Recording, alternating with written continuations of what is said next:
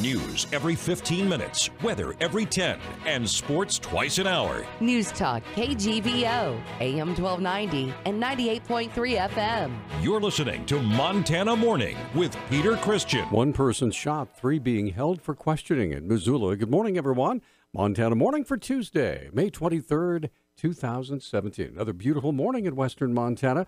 Exactly the same as it was yesterday, mostly clear. We have 46 degrees in Missoula. Newscast this morning sponsored by First Montana Bank. They're your home for free centennial checking. You also get unlimited cash back whenever you use the debit card.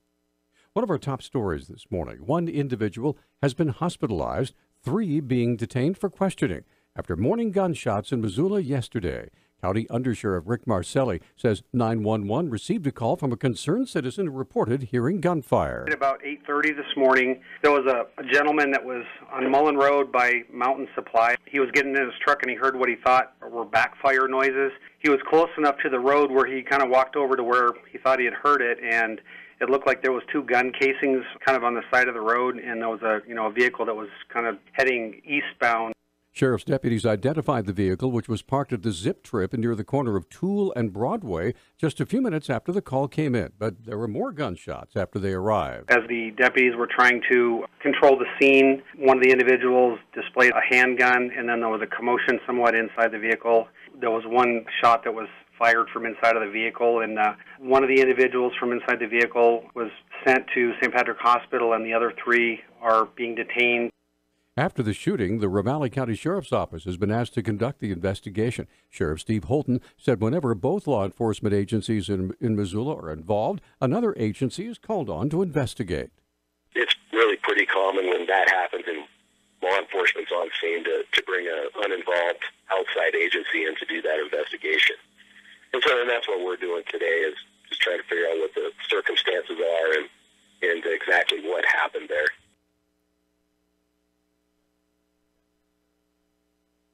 Holton said the investigation is already underway. It's our investigation now, and then we'll just give the results of it to Sheriff McDermott. So right now, the biggest thing we're trying to do today is identify and interview all of the witnesses, because like I said, it happened on Broadway in Missoula, is my understanding. So there's a lot of people to talk to and to try to determine exactly what occurred this morning. Holton said no arrests had officially been made as of early Monday afternoon. However, several people are being detained for questioning. 30-year-old convicted rapist Jordan Scott Barr listened quietly at Missoula District Court as his victim read a 12-page letter to Judge Robert L. Dusty Deshaw about how the sexual assault Barr inflicted on her in 2015 changed her life forever.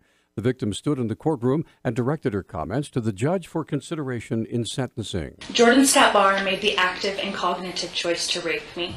Jordan Scott Barr should be held accountable. He chose to rape me. It was not by accident or mistake. The record shows that he knew and understood I didn't want to do anything sexual with him. The record shows he assaulted me without invitation and continued to assault me while I froze and resisted. The victim related her feelings when Barr and his attorneys entered a guilty plea after the trial in 2016. When he had tears in his eyes changing his plea to guilty, it wasn't because of sadness for what he did to me. He's not sorry for his actions. He's sorry for himself, and he's scared. If he cared about damaging me, he wouldn't have raped me. Judge Deshaw sentenced Barr to 10 years in the Montana State Prison with 8 years suspended. The rape occurred February 13, 2015, but Barr fled the Missoula area to his family's home in Minnesota before he was brought back for trial in December of last year. A 47-year-old St. Ignatius man has been arrested after a bicyclist suffered fatal injuries in a hit-and-run crash on a rural road southeast of St. Ignatius. Lake County Sheriff Don Bell said 73-year-old Nick Herrick of the St. Ignatius area died of the injuries he received in the collision Sunday morning. Bell said Douglas Calvin Charlo was arrested on suspicion of negligent vehicular homicide and leaving the scene of a fatal accident. Governor Steve Bullock has rejected 5 more bills, including one he said was a well-intentioned effort to bring more transparency to health care prices, but would have done little to drive down costs. The governor on Monday also vetoed a bill that would have required some employees of the legislative staff to take a course on federalism, the body of political thought that espouses decentralized government power. Bullock asserted that the proposal was unnecessary and its intent had too much of an ideological bent. The governor also signed 32 bills, including one that makes it illegal to feed wild turkeys. He also signed a bill especially important to hunters that bans importing deer urine from certain states. Yesterday, 33-year-old Jason Schilling appeared via video from the Missoula County Jail on 2 felonies and 3 misdemeanors after being high on meth during a high-speed car chase and fleeing from officers on foot.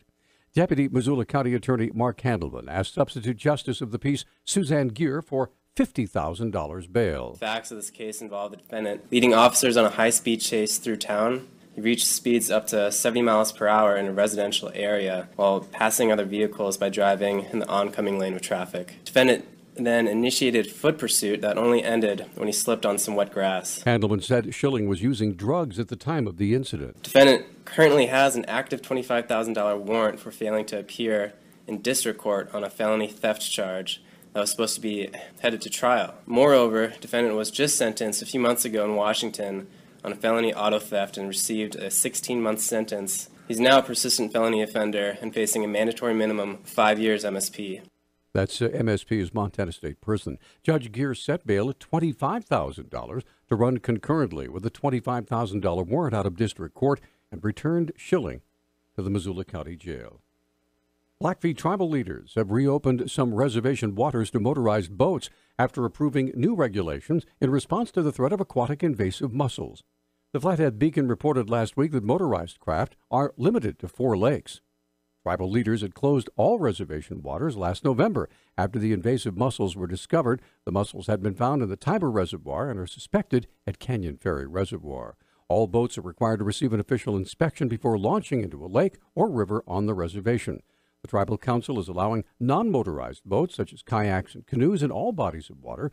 Boats with ballast tanks or live wells are prohibited on all waters. Felt sole wading boots are also prohibited. And finally, Cody, Wyoming business owners are concerned about losing customers because of a proposed road construction in 2018 in Yellowstone Park. Road construction planned around Fishing Bridge inside the park next year could involve road closures that would affect the park's east entrance road, which connects Yellowstone to Cody, Wyoming. The Powell Tribune reports that the proposed construction project involves reconstructing Fishing Bridge and Pelican Creek Bridge, as well as about 3.5 miles of road. The proposal is open for public comment until May 26th. Yellowstone Superintendent Dan Wink told members of the Cody Chamber of Commerce that the National Park Service intends not to have closures until after October 15, 2018, when the busy summer tourist season comes to a close. Our News Talk time now is 6:12. News Talk, KGVO. Missoula's official weather station. Ample sunshine today with our high temperatures in the low 80s. Partly cloudy tonight. Our lows will drop into the upper 40s. Winds will begin to increase, and we'll see wind gusts on Wednesday up to 30 miles per hour. Daytime highs will be in the low 60s. I'm meteorologist Brooke Foster, KECI 13.